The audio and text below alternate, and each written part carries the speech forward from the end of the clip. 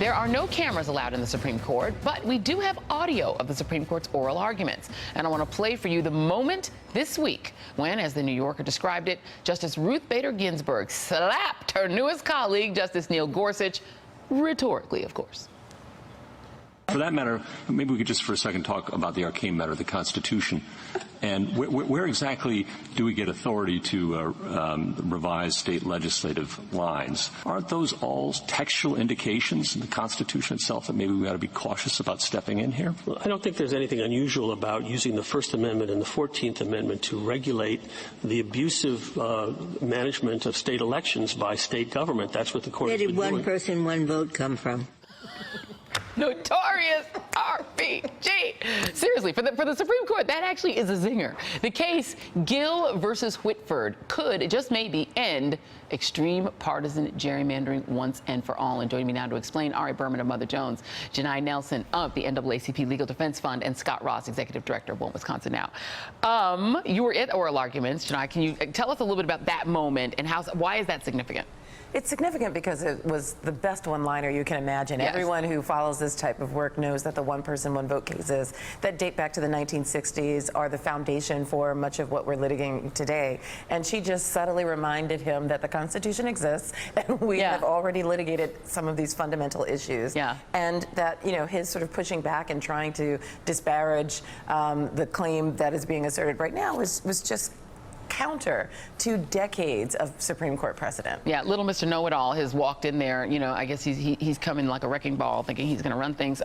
Ari, you wrote a piece for Mother Jones saying that Anthony Kennedy's questioning has actually suggested that this whole idea of extreme partisan gerrymandering may be in danger. First of all, very briefly explain extreme partisan gerrymandering and why you think it might actually go in the direction that you probably wanted to go. Well, this was such a big case, one of the biggest voting rights cases in decades, because the Supreme Court has struck down racial gerrymandering, so you can't draw a district that just obviously denies African Americans, Latinos, Asian Americans representation under the Voting Rights Act. But you can draw districts, if you're a Republican, to deny Democrats representation or vice versa. And that's what we've seen in Wisconsin and all across the country. In Wisconsin in 2012, Barack Obama carried the state by 7 points, but Republicans won 60 of 99 seats in the state assembly. So you have a situation in Wisconsin where Republicans are winning a minority of votes, but getting a majority of seats. And so this case is challenging that kind of partisan gerrymandering. Yeah, we're showing that on the screen right now for everybody. That I think we flipped to the second one, where essentially Republicans won 47%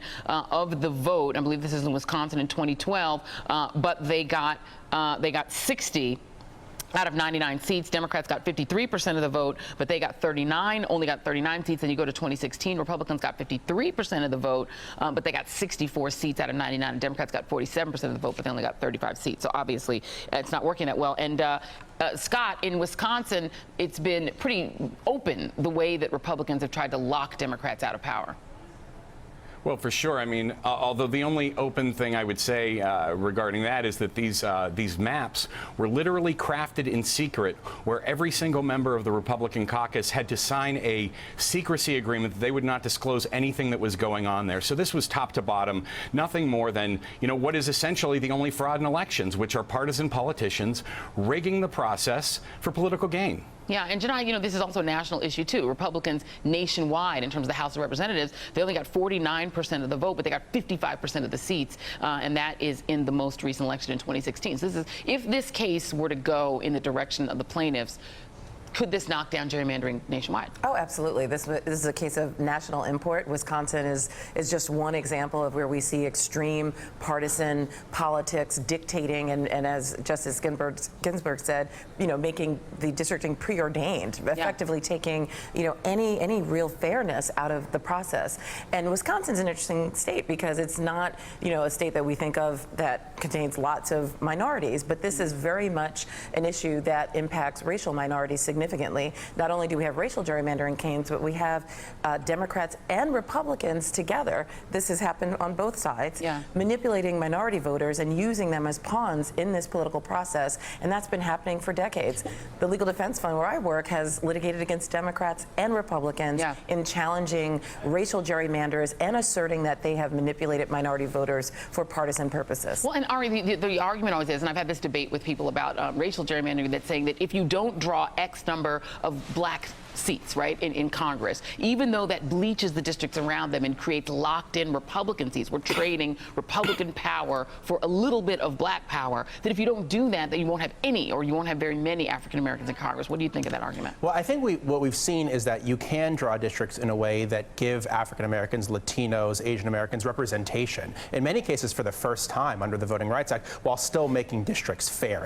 And Republicans in Wisconsin have just gone so far to the extreme with this kind of gerrymandering. This is a form of election rigging. And we shouldn't forget that the same politicians that are drawing these crazy gerrymandered districts are also suppressing the vote. Right. That the first thing they do when they get into power is draw districts to entrench their majorities and pass voter suppression laws to demobilize their opposition. And in Wisconsin, they did both. They passed one of the worst voter suppression laws in the country and one of the worst gerrymandered maps at the same time. And so, Scott, talk a little bit about that, because you had an estimate that 300,000 Wisconsins couldn't vote in the last election, many of them people of color.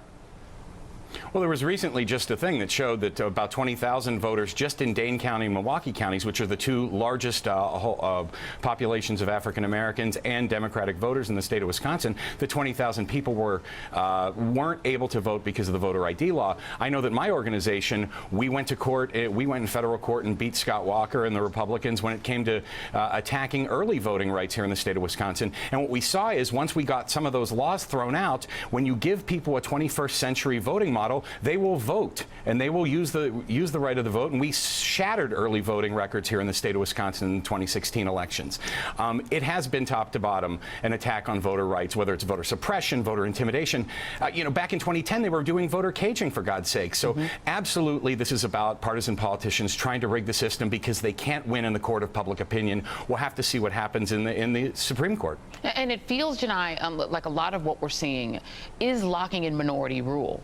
You have Republicans who are a functional minority. There are fewer people who identify themselves as Republicans than Democrats or independents.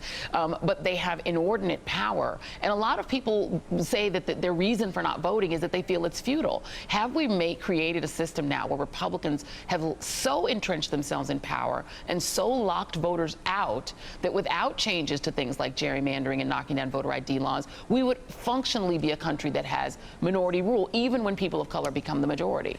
There's no doubt about it, and there's no question that this is working in lockstep with the growth of minority voters in this country, that this is an absolute way of locking down power nearly indefinitely. This is really permanent party control by a single party in this country unless we reverse this. And this is the opportunity for the court to step in and say we want a democracy that does reflect popular votes, that does reflect the diversity of our country, and that allows fairness into the process. The court already rejected direct proportional representation, so that's not what is being sought here, but at least some balance, something that's reflective of party interests, and that does not allow politics to manipulate various populations for their own grip on power. Yeah, and if this case goes the plaintiff's way, how soon would gerrymandering begin to be unraveled? Well, we might not get a decision until June of 2018, so it could take a while, but it would have a huge impact for 2020 when the next census comes out. If the Supreme Court was to say extreme partisan gerrymandering is not okay, that would be a huge check on gerrymandering in 2020. And as the plaintiffs in the case said, if the court doesn't do anything, this problem is going to get a whole lot worse next cycle. Yeah, because 2020 is another census year. It could be, it's scary stuff. Ari Berman, Janai Nelson, Scott Ross, great panel. Thank you guys for being here. And coming up in our next hour, Donald Trump's oblivious comments on Harvey Weinstein's sex scandal. And the Tiki Torch Nazis return to Charlottesville. But up next, the new push to rewrite the Constitution. Hey there, I'm Chris Hayes from MSNBC. Thanks for watching MSNBC on YouTube. If you want to keep up to date with the videos we're putting out, you can click subscribe just below me or click over on this list to see lots of other great videos.